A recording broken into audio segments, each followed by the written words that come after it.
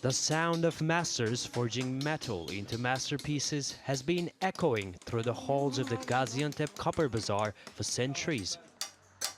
Murat Soguk has been doing this work for 40 years. It's a skill that was passed down to him from his family, and they've been doing it for generations. It takes a lot of hard work, and the copper is a hard material to craft. We buy it from the manufacturer as a plain copper plate, and after several processes, it comes to this stage. We shape it with our hands.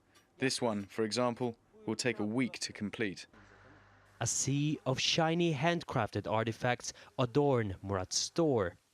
With half a millennia of history, this ancient bazaar takes visitors on a time travel. The coppersmiths here say their craft is much more than a tourist attraction. It's a trade that needs to survive. Demand has never been higher for handcrafted Turkish copper products, but fewer and fewer artisans know how to make these pieces of art. Back in the 1980s, Gaziantep boasted 400 coppersmiths. Now it's down to just 10. Celal Açık is the head of the coppersmith chamber and says the art of copper production is under threat because of a lack of interest from next generation. The young generation in general want to do other things. The masters have a problem finding apprentices. The art of coppersmith must be learned at a very young age.